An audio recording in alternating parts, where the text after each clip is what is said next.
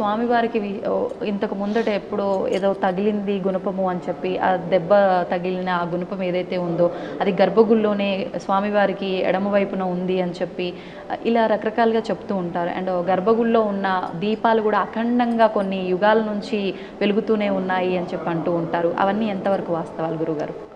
అంటే అవన్నీ ఏదో మరి వాళ్ళు చెప్పేవాళ్ళు ఎందుకు, కానీ అట్లాంటివి ఏమి ఉండవు మన ఆలయంలో. ఏం లేదు. స్వామివారి గర్భాలయంలో దీపాలు ఉంటాయి, కానీ కొన్ని యుగాలని కాదు. మనం ఎప్పుడు మళ్ళా ఈ కోయిలాల్లో తిరుమంజనం అప్పుడు ఆ దీపాలన్నీ బయట తీసుకొస్తాము, దాన్నంతా బాగా శుద్ధి చేసి మళ్ళీ తిరిగి లోపల పెడతాము. సంవత్సరానికి 4 పర్యాయాలు ఈ కోయిలాల్లో తిరుమంజనం అని చెప్పి ఆలయం అంతా శుద్ధి చేసే కార్యక్రమం ఉంటుంది.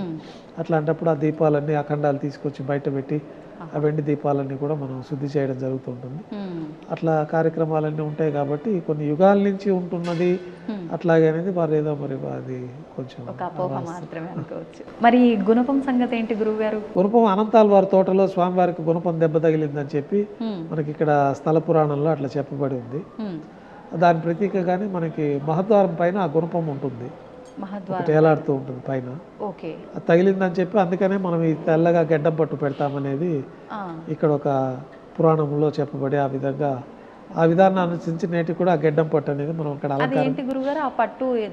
పచ్చకర్పూరంతో. అంటే అది పచ్చకర్పూరమే ఎందుకని గురువుగారు? స్వామివారికి పరిమళ భరితమైన ద్రవ్యం అది ఒకటే కాబట్టి ఆ పచ్చకర్పూరం తెల్లగా ఉంటుంది. మిగతా గతంలో చందనంతో పెట్టేవాళ్ళు ఒకప్పట్లో స్వామివారికి.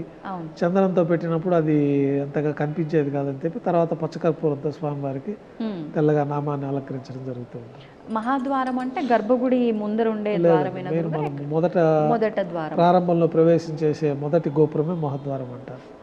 తర్వాత వెండి వాకిలి ఉంటుంది, తర్వాత గర్భాలయం లోపల స్వామివారి దగ్గరికి వెళ్తాం. ఓకే. ఇప్పుడు స్వామివారికి ఫేస్ చూడగానే మనకు స్వామివారి కళ్ళు కూడా క్లోజ్ చేయబడి ఉంటుంది పచ్చకర్పూర నామంతో. ఎందుకని అంటే పచ్చకర్పూర నామమే విశేషము. మరి నామం పెట్టొచ్చు, పై వరకైనా పెట్టొచ్చు, కళ్ళుతో మూసేసి మరి ఎందుకు పెట్టాలి? అలా ఏదైనా ఉందా, ముందు నుంచి చెప్పబడి ఉందా?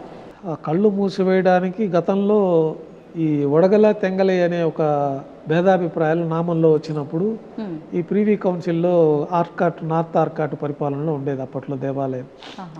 అప్పట్లో నామము యూ టైప్ పెట్టాలా, వై టైప్ పెట్టాలా అని ఈ యొక్క సందిగ్ధంలోది వాళ్ళిద్దరి మధ్య గొడవలు వచ్చి దాన్ని లండన్ ప్రీవీ కౌన్సిల్ ఆ కోర్టులో వేసి అక్కడ యూ వద్దు, వై వద్దు, చదరంగా పెట్టండి అని వాళ్ళు ఒక కోర్టు డైరెక్షన్ ఇవ్వడము. ఆ ప్రకారము స్వామివారికి ఇప్పుడు ఆ సైజులో మనం పెడితే వాళ్ళొక సైజు